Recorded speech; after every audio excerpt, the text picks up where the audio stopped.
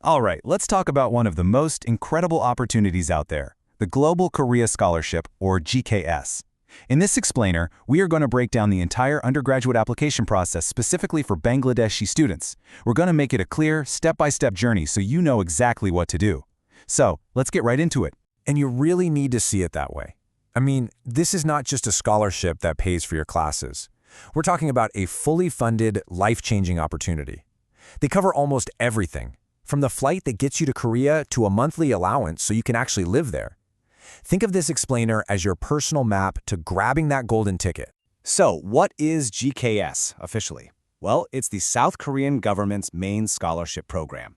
It's all managed by NIAED, that's the National Institute for International Education, and their goal is simple: bring the best and brightest students from all over the world to study in Korean universities.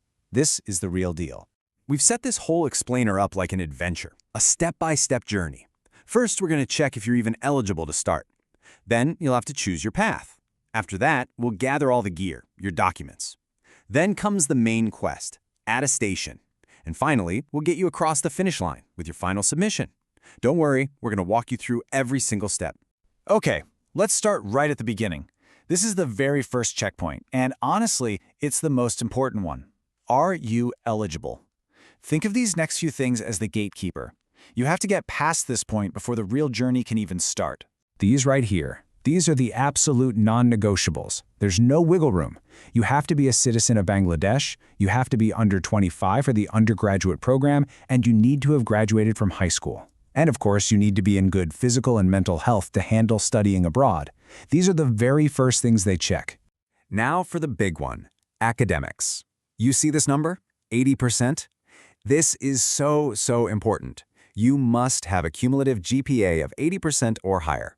For most students in the Bangladeshi system, that's going to be a GPA of around 4.0 out of 5.0.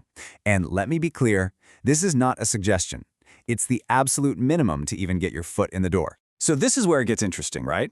On one side, you have the stuff you absolutely must have to apply. But on the other side, that's where you can really shine.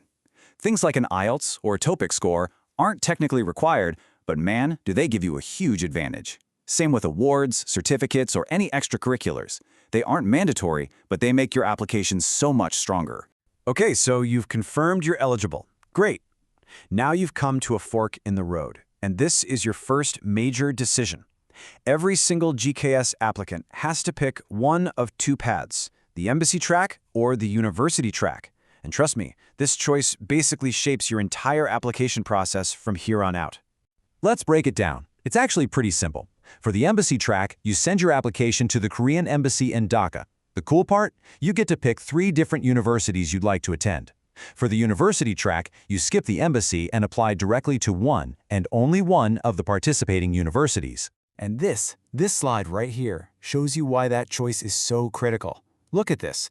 For the embassy track, the quota for all of Bangladesh is fixed at just one student. One. You're competing against every single applicant in the country.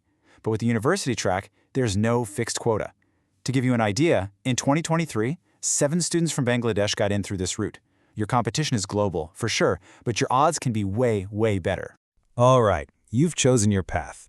Now it's time to gather your gear. Let's run through the essential documents you'll need for this quest. Getting this part perfect is so important, because in the beginning, your documents are the only things speaking for you. Okay, here's the main checklist. You've got the GKS application form, your personal statement study plan, and 2 recommendation letters that have to be sealed.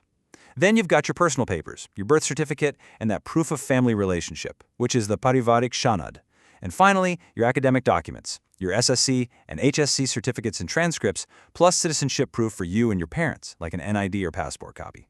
Okay, deep breath everyone. Let's talk about the next part. And I'm not going to lie, this is probably the biggest, most challenging quest for nearly every Bangladeshi applicant, document attestation. It can seem really confusing, but don't you worry. We're going to break it down into a clear, manageable process. So think of this like a video game with multiple levels. Level 1, you get basic photocopies of your documents notarized. Level 2, you go digital and upload those scans to the MyGov portal to get ministry approvals. Level 3, once you get the approved PDFs back, you print them out and get those notarized. Only after you've cleared all those levels can you take on the final boss, submitting everything to the Korean embassy for that final, all-important stamp. Now here are some key details for that online part. You're going to use the MyGov Bangladesh portal. It'll cost you 200 taka for each document. But here's the thing you absolutely have to remember. That online attestation is only valid for 3 months. That means your timing has to be perfect. And please, please listen to this advice. I cannot stress this enough. That final step at the Korean embassy is not fast. It can easily take a month, maybe even a month and a half. So you have to start this whole attestation process as early as you possibly can. Seriously, do not wait until the last minute. We're in the home stretch now. We're approaching the finish line. Let's talk about this final leg of the journey, how to package everything correctly, and of course, the key dates you need to know.